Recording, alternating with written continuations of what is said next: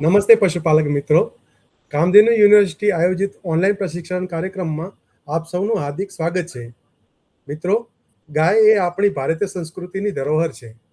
વેદોમાં પણ ગાયને આધ્યાત્મિકતાનું પ્રતીક માનવામાં આવ્યું છે. તે સમયે કોઈ પણ વ્યક્તિ પાસે કેટલી ગાયો છે તે તેની આર્થિક સમૃદ્ધિ માપવાનો એક અગત્યનો માપદંડ હતો. ઋષિમુનિએ જંગલમાં ગૌશાળાનું સફળ સંચાલન કરતા. તે વખતના સમૃદ્ધ લોકો તેના પ્રસંગોપાત દરમિયાન આવી ગૌશાળા માટે જમીનનું દાન પણ કરતા હતા. હાલમાં ગૌશાળાનો મુખ્ય ઉદ્દેશ ગૌ સંવર્ધન અને ગૌવંશનું જતન કરવાનો છે. આ જ પરિપ્રેક્ષમાં આજનો આપણો ચર્ચાનો વિષય છે ગૌશાળાનું આયોજન, અને તેના પર માર્ગદર્શન આપવા માટે નિષ્ણાત તરીકે આમંત્રિત કરીએ છીએ ડોક્ટર યોગેશભાઈ ડી પઢેરિયા સાહેબને. ડોક્ટર યોગેશભાઈ ડી પઢેરિયા સાહેબ હાલમાં veterinary college Navsari Kamdhenu university ખાતે મદદનીશ પ્રાધ્યાપક તરીકે ફરજ બજાવે છે, અને સાહેબ અત્યારે લાઇવસ્ટોક ફાર્મ કોમ્પ્લેક્સ ખાતે કાર્યરત છે. ડોક્ટર યોગેશભાઈ પઢેરિયા સાહેબ. આભાર કિશોરભાઈ. આજનો વિષય જે છે ખૂબ જ અગત્યનો છે. પશુપાલક મિત્રો, આપણે બધા પશુપાલન સાથે સંકળાયેલા છીએ અને નાના નાના ગૌવંશથી લઈ અને મોટા ગૌવંશ સુધીનું નાના અને મોટા જે ફાર્મ છે આપણે ચલાવીએ છીએ.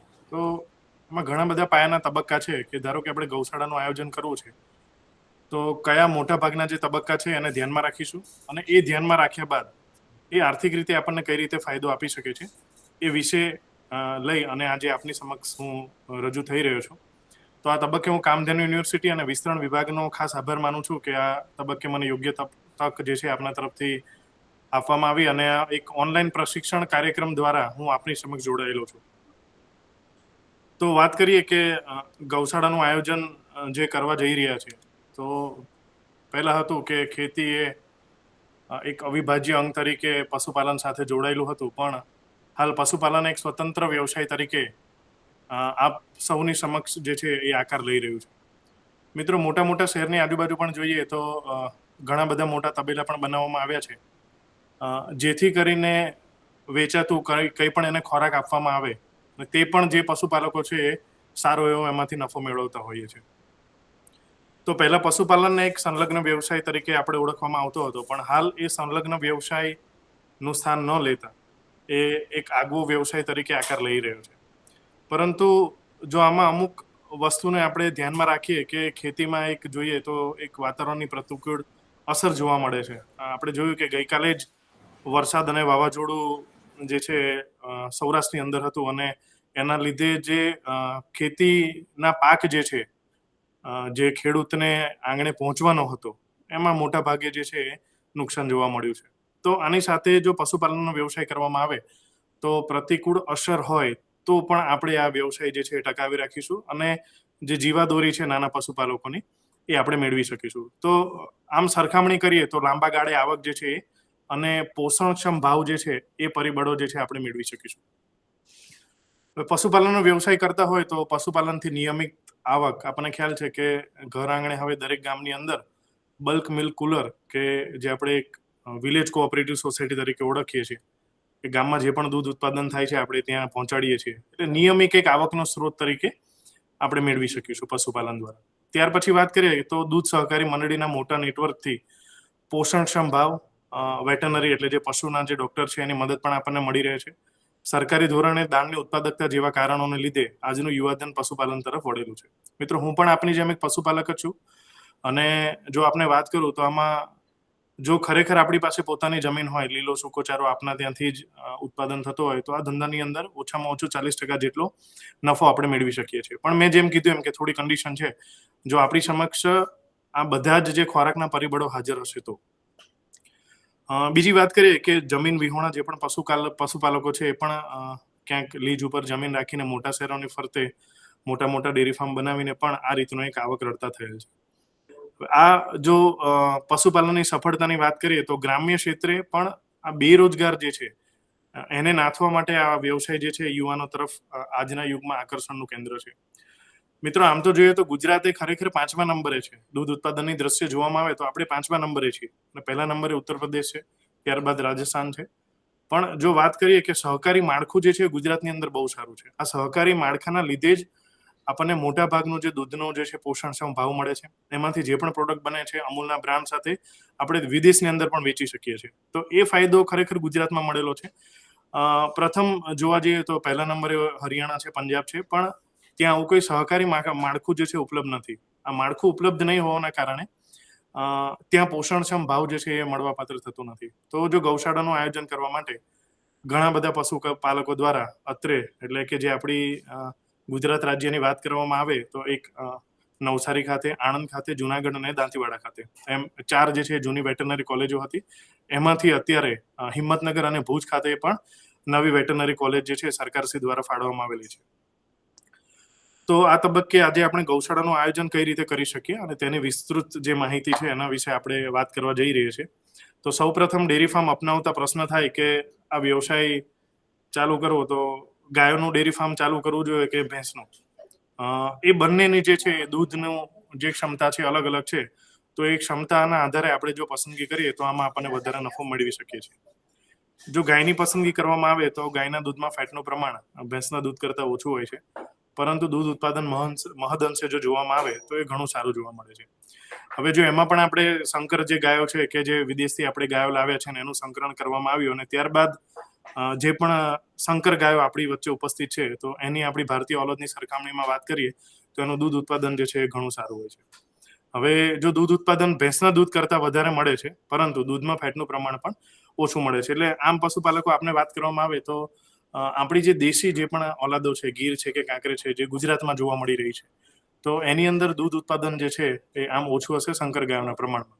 પણ શંકર ગાય અને જે આપણે કોઈ પણ આપણી ભારતીય ઓલાદોની વાત કરીએ તો એમાં ફેટનું પ્રમાણ જે છે વધારે છે. ત્યારબાદ ભેંસની વાત કરીએ તો ભેંસોમાં ઓબ્વિયસ આપણને ખબર જ છે કે ગાય કરતાં પણ ભેંસના દૂધની અંદર ફેટનું પ્રમાણ જે વધુ હોય છે. એટલે ખરેખર ડેરી ફાર્મ ચાલુ કર્યા પછી એમાં જો આપણે કોઈ વેલ્યુ એડિશન કરવાના હોય, દૂધમાંથી કોઈ પ્રોડક્ટ બનાવવાના હોય, તો એ પ્રોડક્ટને આપણે જ્યાં પહોંચાડવાના છીએ તો એ બાબતને આપણે ધ્યાનમાં રાખવી બહુ જરૂરી છે. જો આપણે છૂટક દૂધ ઉત્પાદનનો વ્યવસાય કરવો હોય કે જેમાં દૂધ ઉત્પાદન આપણે વધારે મેળવવું છે તો શંકર ગાયોની પસંદગી કરવી જે છે એ હિતાવહ છે. અને કોઈ વેલ્યુ એડિશન બનાવવું છે એમાંથી પ્રોડક્ટ છે તો આપણે ભેંસના દૂધ ઉપર અથવા જો આપ સહકારી મંડળીમાં જો દૂધ જમા કરાવવાના હોય તો એના માટે આપણે ભેંસોથી જે છે એ ડેરી ફાર્મ ચાલુ કરીએ એ વધુ હિતાવહ છે. હવે આપણા દેશમાં વાત કરીએ તો જોવા મળતી જે પણ દેશી ઓલાદોનો ફાયદો એ છે કે તે ગમે તેવી પ્રતિકૂળ પરિસ્થિતિમાં પણ દૂધ ઉત્પાદન જાળવી રાખવાનો પ્રયત્ન કરે છે. એટલે જે ગીર છે, કાંકરેજ છે, ડાંગી જે છે, આ બધી આપણી ગાયોની જે બ્રીડ છે અને એ જ રીતે ભેંસોની પણ જે છે બન્ની છે, જાફરાબાદી છે, મહેસાણી છે અને સુરતી જે છે એની અંદર રોગ પ્રતિકારક શક્તિ જે છે એ ઘણી સારી હોય છે. હવે આ રોગ પ્રતિકારક શક્તિને કારણે ફાયદો આપણને જોવા મળશે કે જાનવર જે છે આપણું એટલું બીમાર નથી પડતું અને જે બીમાર પડે તો એનો જે આર્થિક દ્રષ્ટિએ આપણને જે ખર્ચ થાય છે એ ખર્ચ આમાં જોવા ઓછો મળશે.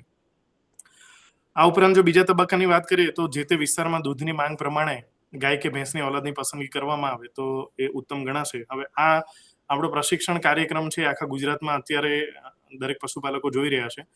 તો તમારા વિસ્તારની અંદર જે પણ દૂધની માંગ છે અથવા દૂધની બનાવટની માંગ છે તો એ પ્રમાણેની જો ગાય કે ભેંસ અથવા એની ઓલાદની પસંદગી કરવામાં આવે અથવા સંકર ગાયની પસંદગી કરવામાં આવે તો એ વધારે ઉત્તમ રહેશે. હવે જ્યારે ઓલાદની પસંદગી કરો ત્યારે તે ચોક્કસ પ્રમાણે ધ્યાનમાં રાખવું કે જે શરીરનો બાંધો હોય છે મધ્યમ બાંધો હોવો જોઈએ. જાનવરની કાર્યક્ષમતા અને ઉત્પાદનની દ્રષ્ટિએ જો કદાવર ઓલાદ કરતાં વધુ યોગ્યતા મેળવે છે. એટલે કહેવાનો ભાવાર્થ એ છે કે જો આપ કોઈ જાફરાબાદી ભેંસની વાત કરીએ તો એનો જે શરીરનો બાંધો છે એ ઘણો કદાવર છે અને એ કદાવર બાંધાના લીધે એને જે જરૂરિયાત જે છે ખોરાકની એ પણ વધારે છે. પણ ખરેખર 1 કિલો ધારો કે ખોરાક ખાતું હોય જાનવર અને એના સામે ઉત્પાદન કેટલું મેળવે છે જો એને ધ્યાનમાં રાખવામાં આવે ને એ પ્રમાણે જો આપણે જાનવરની પસંદગી કરીએ તો આ ધંધાની અંદર અવશ્ય આપણને નફો મળી શકે છે. તો આપણા વિસ્તારની વાત કરીએ તો મુખ્યત્વે મેં હમણાં જ આપને વાત કરી કે ગીર છે, શંકર ગાય છે, સુરતી ભેંસોને સારી રીતે ઉછેર કરી શકાય છે. જેમ કે હું અત્યારે હાલ નવસારી ખાતે ફરજ બજાવું છું તો અમારી પાસે લગભગ 250 જેવી જે છે સુરતી ભેંસો છે. એ સુરતી ભેંસોની લાક્ષણિકતા એ છે કે એનો મધ્યમ જે છે કદ છે અને એનો ખોરાક જે છે એની રિક્વાયરમેન્ટ એટલે જરૂરિયાત ઘણી ઓછી છે. પણ એના સામે આપણે એની દૂધનું ઉત્પાદન જોઈએ તો બીજી જે પણ ભેંસોની ઓલાદો છે એના કરતાં એનું ઉત્પાદન વધારે છે. આ ઉપરાંત આ વિસ્તારમાં આપણને ભેંસોમાં બન્ની છે, જાફરાબાદી અને મહેસાણીના ફાર્મ પણ જોવા મળે છે.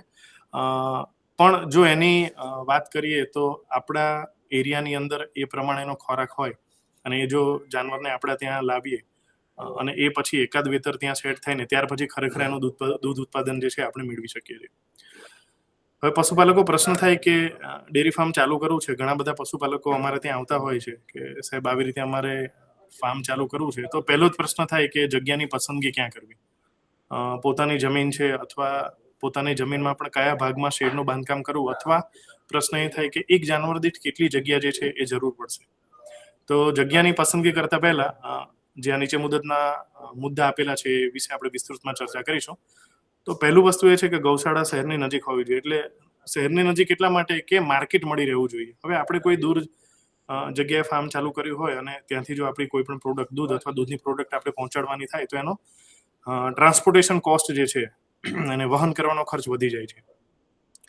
એટલે જેથી કરીને જે ખરેખર આપણું ઉત્પાદન થાય છે એની કિંમત વધતી જાય છે. તો જો શક્ય થતું હોય તો શહેરની નજીક, કારણ કે આપણે વાત કરીએ એમ કે સવારમાં ઉઠીને દરેકને ચા જોઈએ ને ચા પીવો તો દિવસ આપણો ઊંઘ ઉડે ને આપણી શરૂઆત થતી હોય છે. તો પહેલા જ આપણે દૂધથી વાત કરીએ તો દૂધ છે, દૂધમાંથી જે અમુક જે અત્યારે વસ્તુ બને છે, પંચગવ્ય છે, ગોબર ગેસ છે, અળસિયાનું કે છાણિયું ખાતર છે, અને આ સિવાય જે પણ પંચગવ્ય અને ખેતી આધારિત જે ગૌ આધારિત ખેતી અત્યારે આપણે માનનીય રાજ્યપાલ શ્રી પણ ગૌ આધારિત ખેતી ઉપર જે છે ભાર આપી રહ્યા છે. તો એ પણ આપણો જે એક ઓબ્જેક્ટિવ છે આપણે અહીંયાથી સાર્થક નીવડી શકીશું.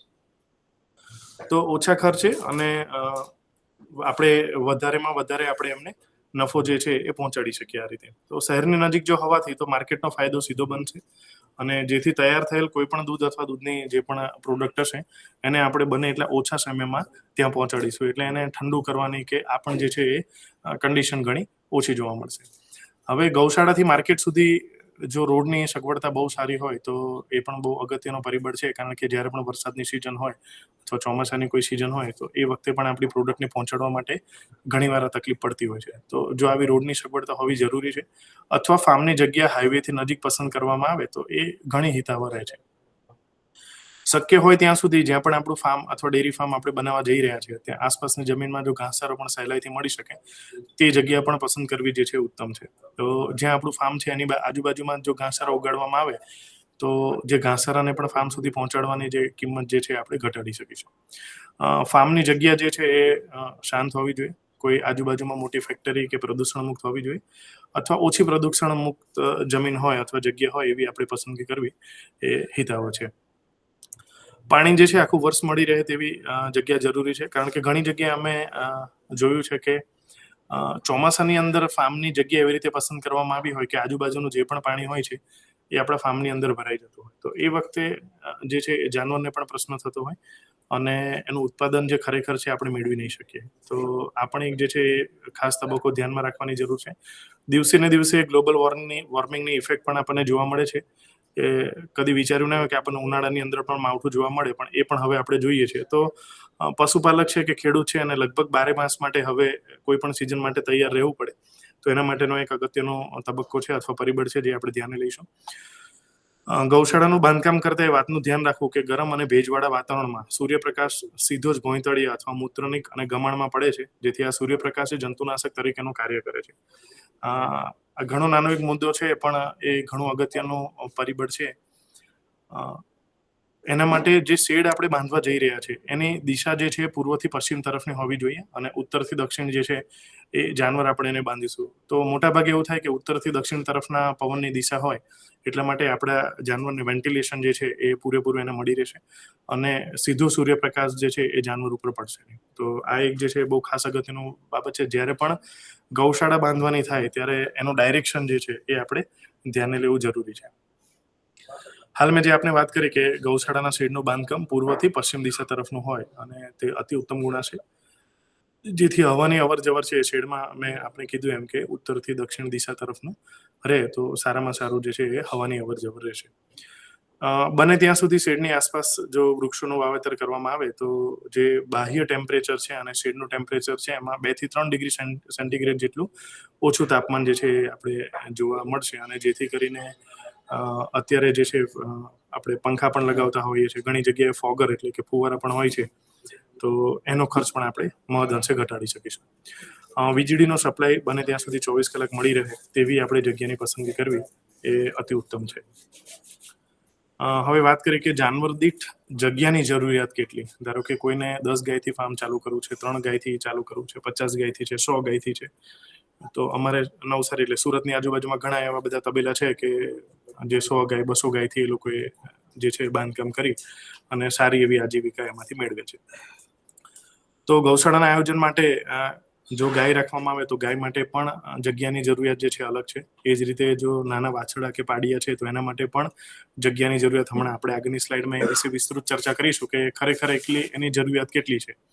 અને એની જરૂરિયાત એટલે ઉંમર પ્રમાણે જો એના ઉપર ધ્યાન રાખવામાં આવે તો એ પ્રમાણે આપણે ખરેખર એમાંથી મહત્તમ દૂધ ઉત્પાદન અને સારો એવો ઉછેર મેળવી શકીશું. તો પશુ દીઠ હવે કેટલી જગ્યાની જરૂરિયાત છે અને તેનો ખ્યાલ હોય તો આપણે જેટલા જાનવરથી ગૌશાળા અથવા ફાર્મ આપણે ચાલુ કરવા જઈ રહ્યા છીએ તેટલા જાનવર અને જગ્યાનું પ્રમાણ આયોજન થઈ શકે. તો મિત્રો ખાસ ધ્યાનમાં રાખવું કે ધારો કે 100 ગાયથી આપણે ફાર્મ ચાલુ કરતા હોય તો 10% આપણે બીજા એની અંદર આપણે જાનવર રાખી શકીએ એ પ્રમાણેનું આયોજન કરીને જ બાંધકામ કરવું જોઈએ. અને બને ત્યાં સુધી 6 થી 8 મહિના સુધી ચારો એટલો આપણી પાસે સંગ્રહ કરી શકીએ એ કેપેસિટી પણ જેવું ડેરી ફાર્મ ચાલુ કરીએ એ પ્રમાણે હોવું જોઈએ. હવે આ ટેબલમાં આપ જોઈ શકો છો કે શેડની જગ્યા એટલે એક ગાય કે ભેંસ છે અથવા એના જે અલગ અલગ વર્ગ છે એ પ્રમાણે એની જગ્યાની રિક્વાયરમેન્ટ કેટલી છે, જરૂરિયાત કેટલી છે. તો શેડની જગ્યા અગર વાછરડા છે તો એને 1.5 મીટર સ્ક્વેરની જગ્યાની જરૂર પડતી હોય છે અને એની સાથે એની ખુલ્લી જગ્યા છે તો એ 3 મીટર સ્ક્વેરની એની જરૂરિયાત છે. ત્યારબાદ જો આપણે પુખ્ત ગાયની વાત કરીએ તો 3.5 મીટર સ્ક્વેર આ જે પણ માપ આપવામાં આવેલું છે એ એક જાનવર પ્રમાણેનું આપણે ગણેલું છે. એટલે ધારો કે કોઈને 100 ગાયોથી ફાર્મ ચાલુ કરવું છે તેને આપણે સીધું ગુણાકાર કરીને 100 કરીએ તો આપણને ખ્યાલ આવી જાય કે કેટલા ખરેખર 100 ગાયની આપણી જરૂરિયાત છે. એ જ પ્રમાણે ખુલ્લી જગ્યા જે છે એ ઓલમોસ્ટ ડબલ આપણે ગણી શકીએ કે જે વાડો છે એના કરતાં 2 ભાગની જગ્યા જે છે ખુલ્લી જગ્યા આપણે આપવી પડે. એટલે 3.5 મીટર સ્ક્વેર જો આપણે જગ્યા એક ગાયને આપતા હોય તો આપણે 7 મીટર સ્ક્વેર જેટલી જગ્યા જે છે ખુલ્લાવાળા તરીકે આપવી હિતાવહ છે. એ જ રીતે જો ગાભણ ગાય હોય છે, ગાભણ હોય તો આપણે એને અલગ શેડમાં જ કે અલગ ઘરમાં રાખતા હોઈએ છીએ તો એની જગ્યા પણ 12 મીટર સ્ક્વેર જેટલી જે છે હોય અને એનાથી ડબલ એટલે કે 24 મીટર સ્ક્વેર જેટલી ખુલ્લી જગ્યા આપણે ગાભણ ગાયને આપવી એ જરૂરી છે. એ જ રીતે જો નર પણ હવે જાનવર ક્યાંક આપણે રાખતા હોય તો જે ગાભણ ગાયને આપણે જેટલી જગ્યા આપીએ છીએ એટલી જગ્યા આપણે એને નર જાનવરને આપવી જોઈએ હિતાવહ છે.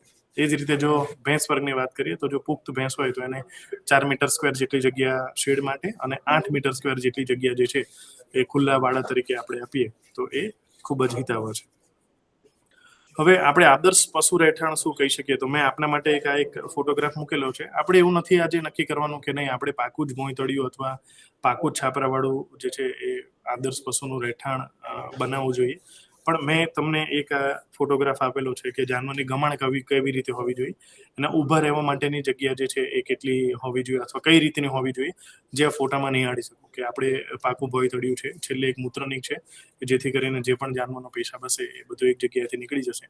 અને સામે જાનવરને ખવડાવવા માટે કે નિરણ કે જ્યાંથી આપણા જે પણ માણસો હશે એને નિરણ કરશે. તો આ એક ફોટોગ્રાફ જેને આપણે એક આદર્શ પશુ રહેઠાણ કોને કહી શકીએ તો એક આપના એક ધ્યાનમાં રહે એટલા માટે આ એક મેં ફોટોગ્રાફ અહીંયા મૂકેલો છે કે જેને આપણે આદર્શ પશુ રહેઠાણ ગણીએ છીએ. જો ભોંયતળિયા ઉપર જોવામાં આવે તો ષષ્ટકોણ આકારે જે છે એ આપણે ડિઝાઇન પાડેલી છે. ડિઝાઇન એટલા માટે કરેલી છે કે જે પણ પેશાબ અથવા પોદળો છે એ આ ડિઝાઇન વાટેથી જે છે મૂત્રની બાજુ નીકળી જશે અને સ્વચ્છતા અથવા આપણે જે એને ચોખ્ખું કરવામાં લેબરની જરૂરિયાત ઓછી પડશે. ત્યારબાદની વાત કરીએ કે ખોરાક પાણી માટે જગ્યાની જરૂરિયાત કેટલી છે. આપણે આની પહેલા જોયું કે જાનવરને કેટલી જગ્યાની જરૂરિયાત છે. ત્યારબાદ જે આપણે એને ખોરાક માટે ગમાણ છે કે પાણી જે છે એના માટેની પણ આપણે એક પશુ દીઠ જે છે એ જગ્યા નક્કી કરવામાં આવેલી છે. તો એની જરૂરિયાત કેટલી છે તો ખોરાક માટે ગમાણ બનાવવાની ખૂબ જ જરૂર પડે છે. જો ગમાણ ના હોય ઘણી જગ્યાએ પશુપાલકને જોયું હોય કે એક લાકડું મૂકી દે કે કોઈ પથ્થરની આડસ મૂકીને ગમાણ જે છે વાપરતા હોઈએ છીએ. પણ પશુપાલકોએ ખાસ યાદ રાખવું કે 70% ધારો કે ખર્ચો છે ખોરાકનો ખર્ચો છે. ધારો કે 100 રૂપિયાનો ખર્ચો એક ગાય રાખવા માટે થાય છે, આમ તો વધારે થશે પણ એક સાદું ગણિત જેટલા માટે કે આપ એને ગણતરીમાં મૂકી શકો તો 100 રૂપિયાનો ખર્ચ થતો હોય તો એમાંથી 70%નો ખર્ચ જે છે એ એકલો ખોરાક પાછળ થતો હોય છે. તો જો આ 70%ના ખર્ચમાંથી પણ જો આપણો ખોરાકનો બગાડ થાય તો એ ખરેખર આપણને આર્થિક દ્રષ્ટિએ પરવડે તેમ નથી. હવે આપણે જાનવરને એની ખ્યાલ જ છે કે જ્યારે તમે જેવો પૂળો નાખશો તો એ પેલો પાંદડવાળો ભાગ જે છે એ ખાઈ જશે અને રાડાવાળો ભાગ જે છે એમનામ પડ્યો હશે ગમાણમાં અને આપણે એને સીધો ઉકળે રવાના કરતા હોઈએ છીએ. પણ જ્યારે આપણે ખરેખર લીલો કે સૂકો ચારો ખરીદવા જઈએ ત્યારે કોઈ એવું હોતું નથી કે અમારી ગાય કે ભેંસ જે છે રાડા નહીં ખાય તો એના પૈસા નહીં આપવામાં, એવું તો શક્ય નથી. તો એના માટે જો 10 થી ઓછા જાનવર હોય તો હાથસૂડો જે છે એ અમારા વૈજ્ઞાનિક પ્રમાણે એવું કહીએ કે એ જે છે એ તમારે રાખવો જોઈએ. અથવા 10 થી વધારે જો જાનવર હોય તો આપણે જે ઇલેક્ટ્રિક ચાફ કટર આવે છે એ આપે વાપરવું જોઈએ કે જેથી કરીને આ જે 20 થી 30% ખોરાકનો બગાડ જે છે એ આપણે અટકાવી શકીશું. તો હવે ગમાણની વાત કરીએ. ગમાણની સાઇઝ અથવા કેટલી હોવી જોઈએ, તો ગમાણ 2 ફૂટ પહોળી અને 1.5 ફૂટ ઊંડી અને અંદરની સપાટી જે છે અર્ધ ગોળાકાર બનાવી, જેથી કરીને જાનવર સહેલાઈથી ગમાણમાં નાખેલો જે પણ ઘાસચારો છે લીલો સૂકો એ ખાઈ શકે. અત્યારે મિત્રો ટોટલ મિક્સ રાશન TMR જેને અમે વૈજ્ઞાનિક ભાષામાં કહીએ છીએ, TMR એટલા માટે કે લીલું સૂકું દાણ આ બધું જ આપણે જે છે એ ભેગું કરી દઈશું અને એક સાથે જાનવરની જેટલી જરૂરિયાત છે એના દૂધ ઉત્પાદન પ્રમાણે એ આપણે એક સાથે જે જાનવરને ખવડાવીશું. તો આ વાત થઈ જે છે એ ગમાણાની.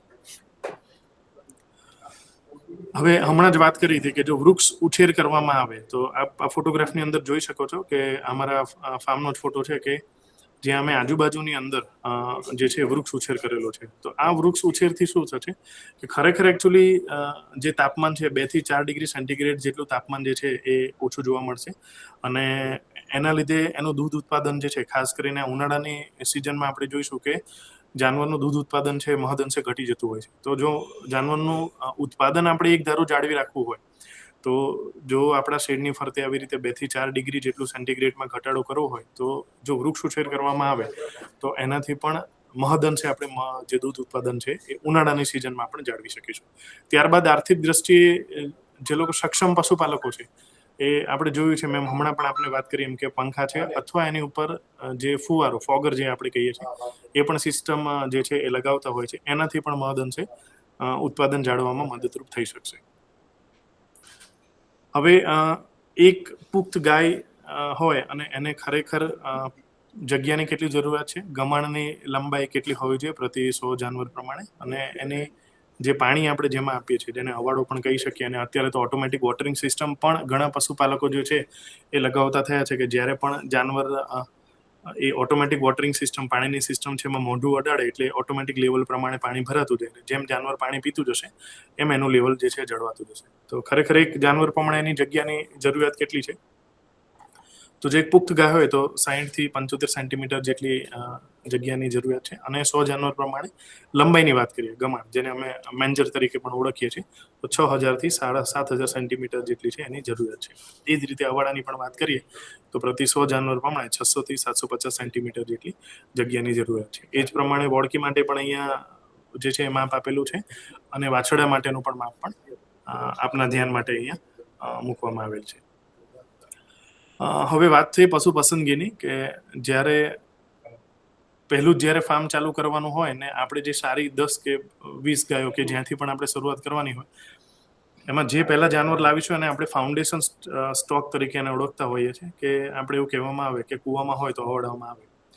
તો જ્યારે પશુપાલકો પાસે સારી દૂધ ઉત્પાદન મેળવતી ગાય હોય જેમ કે કોઈ જાનવરનું દૂધ ઉત્પાદન જે છે 10 લીટર હોય તો એમાંથી સારા સાંડ અથવા પાડાથી ફેરવવામાં આવે અથવા પણ જે હાલ અત્યારે કૃત્રિમ વિજ્ઞાન જેને આપણે આર્ટિફિશિયલ ઇન્સેમિનેશન તરીકે ઓળખીએ છીએ તો એમાં પણ જો સારા સાંડથી આ રીતે કૃત્રિમ વિજ્ઞાન કરવામાં આવે તો દૂધ ઉત્પાદન જે છે અવશ્ય એમાં વધારો જોવા મળશે. તો ધ્યાનમાં એ રાખવાનું છે કે પહેલા જે પ્રથમ જે જાનવરની પસંદગી છે એ ખૂબ જ અગત્યની છે. મેં હાલ જેમ આપને જણાવ્યું એ પ્રમાણે કે જો 10 લીટર ગાય આપતી દૂધ હશે તો અવશ્ય જે આગળની જનરેશન છે એમાં 10 થી વધારે લીટર દૂધ આપે એ જ આપણને એની અંદર ઉત્પાદન મેળવી શકીશું. નહીંતર એવું થાય કે 5 લીટર વાળી ગાય લાવી હોય અને એમાંથી આપણે વિચારીએ કે 20 લીટર જેટલું દૂધ ઉત્પાદન મળવે તો એ એના આનુવંશિક લક્ષણોના આધારે એ શક્ય નહીં બને.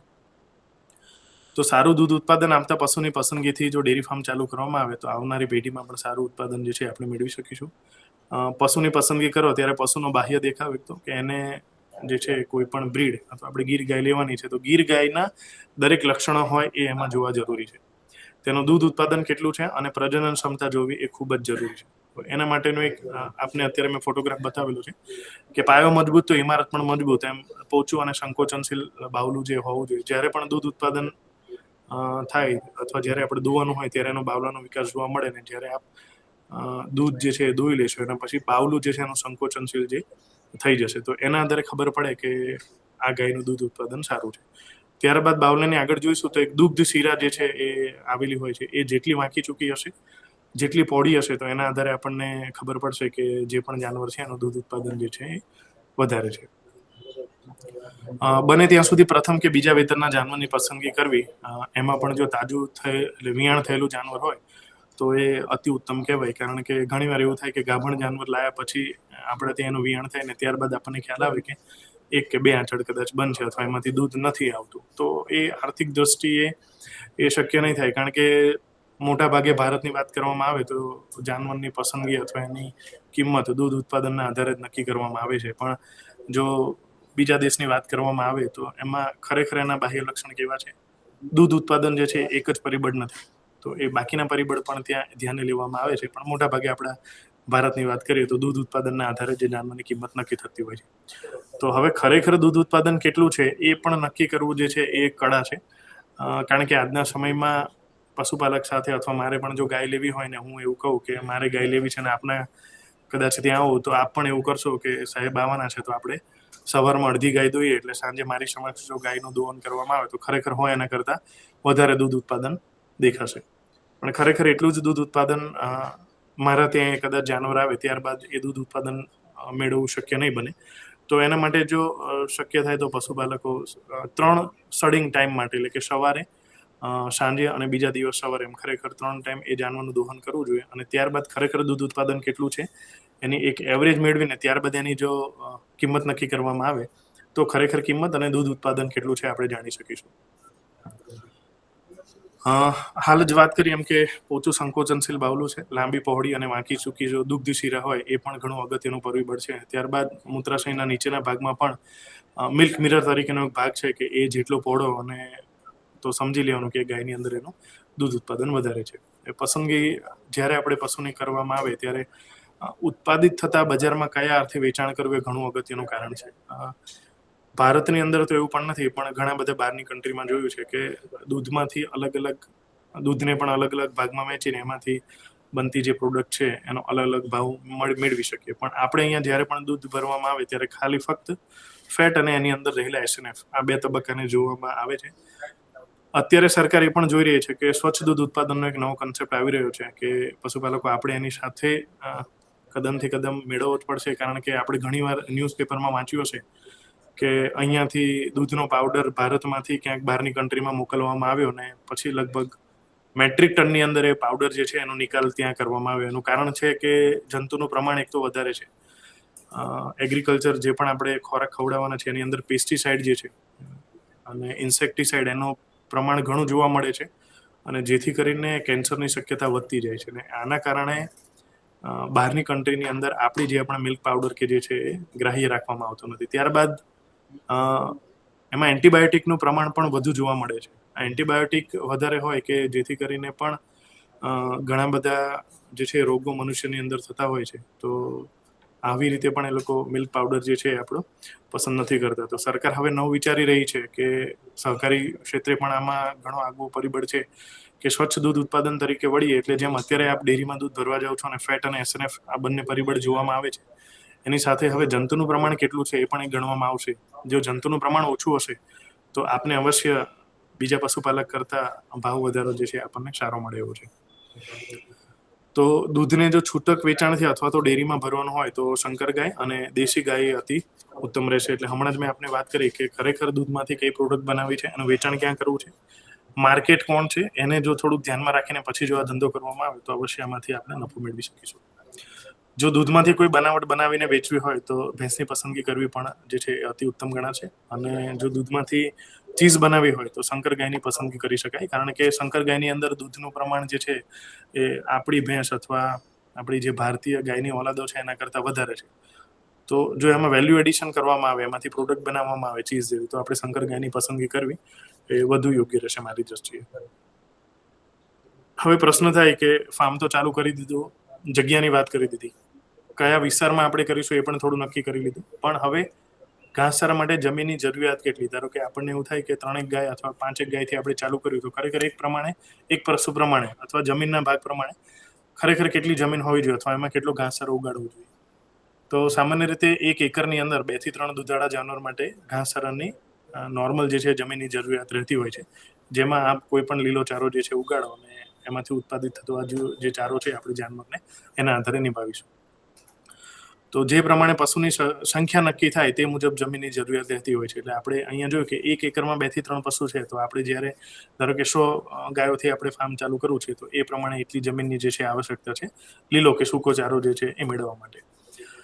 હવે પશુ દીઠ 20 થી 25 કિલોગ્રામ જેટલો લીલો ચારો અને 6 થી 8 કિલોગ્રામ જેટલો સૂકા ચારાની દૈનિક જે છે જરૂરિયાત રહેતી હોય છે. પણ પશુપાલક મિત્રો ખાસ ધ્યાનમાં રાખજો, એક મોટા ભાગે બધી જગ્યાએ ફર્યા છીએ અને ત્યાંથી એક જ પ્રશ્ન આવે કે દૂધમાં ફેટનું પ્રમાણ બહુ ઓછું આવતું હોય છે. મોટા ભાગની આ ફરિયાદ હોય છે.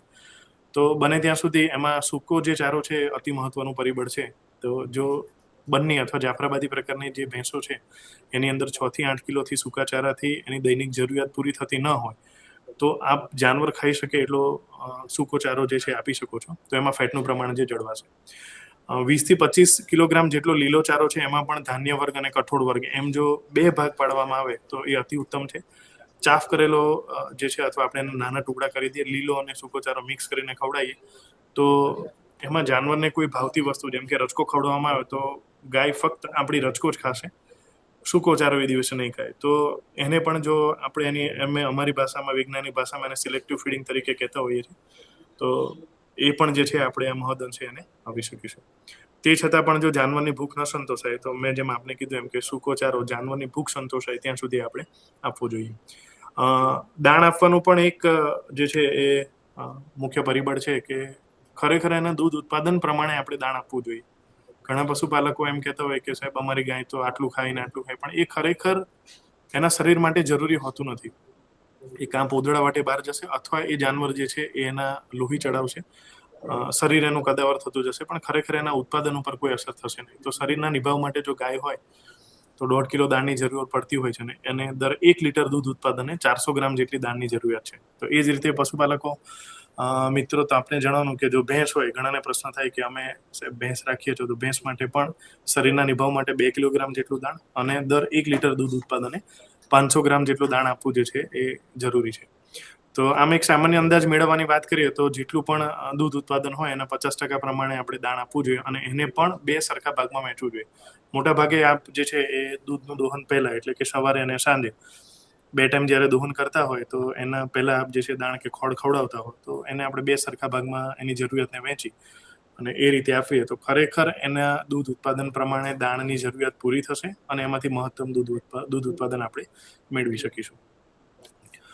ઘાસચારાના ઉત્પાદન માટે વર્ષ દરમિયાન ઋતુને અનુસાર જો ઘાસચારાની વાવણીનું કેલેન્ડર બનાવીએ તો એ ઘણું ઉત્તમ છે. અને એક ધ્યાને આવેલું છે કે આપણે એટલી બધી મલ્ટીકટ વેરાયટી અત્યારે માર્કેટમાં અવેલેબલ છે કે જે પશુપાલકો એને હજુ સુધી પણ ધ્યાને લેતા નથી. તો ઘણી બધી મલ્ટીકટ વેરાયટી છે, જેમ કે જુવાર જે છે એની 7 જેવી કટ જે ઘાસચારાની જે આ બધી જાત છે એની હું મોટા ભાગે વાત કરું છું. તો એકાદ વેચ છોડીને આપણે એનું કટિંગ લઈ લઈએ તો લગભગ 7 જેવી કટ આપણે એમાંથી લઈ શકીએ. તો જે જમીન તૈયાર કરવાની છે આ બધો ખર્ચ આપણે ઘટાડી શકીએ.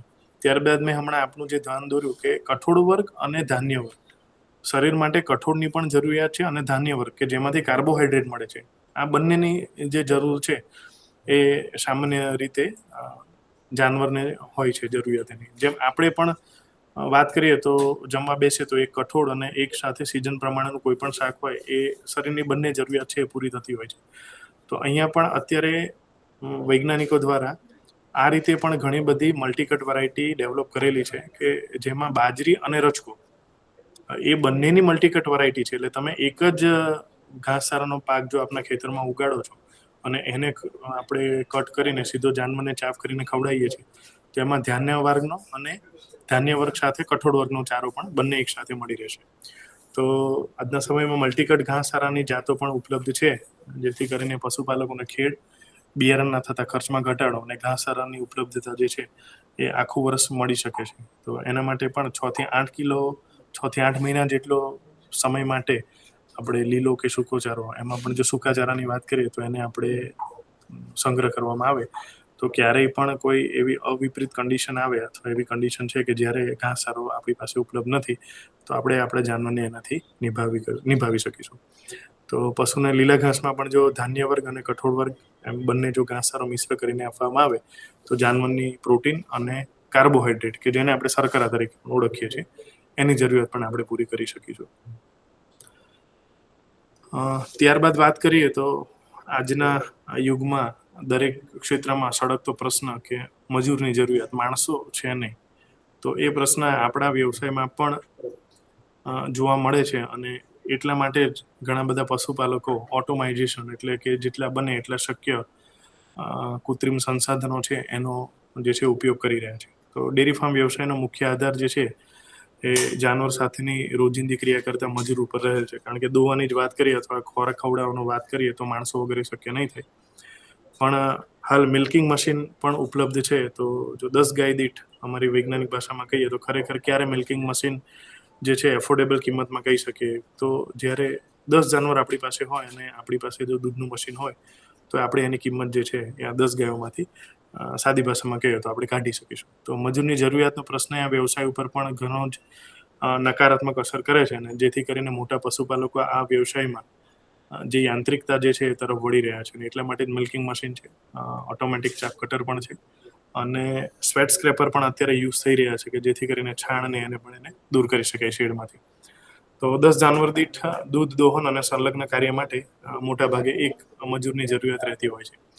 અને જો મશીનથી દોહન કરવામાં આવે તો 15 જાનવર દીઠ એક મજૂરની જરૂરિયાત જે છે એ ડેરી ફાર્મ ઉપર રહેતી હોય છે. તો શેડની સફાઈ અને જાનવરને ચરાવવા માટે દર 25 પશુએ એક મજૂરની જરૂરિયાત હોય છે. આ જે પણ અહીંયા આંકડા લખવામાં આવેલા છે એ ઘણા બધા રિસર્ચ યુનિવર્સિટી દ્વારા કરવામાં આવેલ છે. અને યુનિવર્સિટી દ્વારા રિસર્ચ કર્યા પછી જે ખરેખર જરૂરિયાત છે અને આપની સમક્ષ અહીંયા એક રજૂ કરવાનો પ્રયત્ન કરવામાં આવેલ છે. તો એ જ રીતે બચ્ચાને પણ દૂધ પીવડાવવા તેમજ તેની સાર સંભાળ માટે 25 બચ્ચા પ્રમાણે એક મજૂરની જરૂરિયાત જે છે એ રહેલી છે. ઉપરાંત ડેરી ફાર્મની જો વાત કરવામાં આવે તો અન્ય કામ જે છે કે ફાર્મની આસપાસ સાફ સફાઈ છે કે ઘાસચારાને કાપવા માટે જે પણ મજૂરની જરૂરત પડતી હોય છે તો એ 50 જાનવર પ્રમાણે એક મજૂરની જરૂરિયાત જે છે હોય છે. તો આમ પશુપાલક મિત્રો જો ગૌશાળાનું આયોજન કરતા સમયે જો ઉપર આપેલા છે અથવા દરેક જે મુદ્દા ઉપર આપણે અત્યારે વિસ્તૃતમાં માહિતી જે આપને આપવામાં આવેલ છે તો એ ઉપર જો ધ્યાન રાખવામાં આવે તો ખરેખર આ પશુપાલન વ્યવસાય જે છે એમાં આપણે મહત્તમ જે છે એ નફો મેળવી શકીએ છીએ. તો આટલું જ કહીને આજના વિષય પર અત્યારે પૂર્ણ વિરામ લઈએ છીએ. આપ જે પણ અત્યારે ઉપસ્થિત છો એ સર્વનો હું ડૉક્ટર યોગેશ ડી ભઢેરિયા, મદદનીશ પ્રાધ્યાપક, veterinary college, Kamdhenu university Navsari દ્વારા આપ સર્વનો આભાર માનું છું. ખૂબ ખૂબ ધન્યવાદ સાહેબ. આજે આપણે ગૌશાળાના આયોજન વિશે ડૉક્ટર યોગેશભાઈ ભઢેરિયા સાહેબે જે માહિતી આપી તે બદલ વિસ્તરણ શિક્ષક નિયામક શ્રીની કચેરી વતી હું ડૉક્ટર યોગેશભાઈ ભઢેરિયા સાહેબનો આભાર માનું છું. પશુપાલક મિત્રો, જ્યારે પણ આપણે આ પ્રોગ્રામ ફેસબુક, યુટ્યુબ પર નિહાળતા હોઈએ અને આ વિષય પર આપણને કોઈ પ્રશ્ન થાય ત્યારે તો આ પ્રકારના પ્રશ્નોને આપણે વિસ્તરણ શિક્ષણ નિયામક શ્રીની કચેરી કામધેનુ યુનિવર્સિટી કર્મયોગી ભવન સેક્ટર 10 એ ગાંધીનગર ખાતે તમે ટપાલ, ટેલિફોન કે ઈમેલથી મોકલી આપશો. અને વળી ફેસબુકમાં કે યુટ્યુબના જે કોમેન્ટ બોક્સ છે તેમાં પણ તમે પ્રશ્નોને લખી અને મોકલજો, જેથી અમે આ પ્રશ્નને ઓળખશું, એનું નિરાકરણ કરીશું અને તેને તમારે વળતો જવાબ આપીશું. આભાર. આભાર કિશોરભાઈ.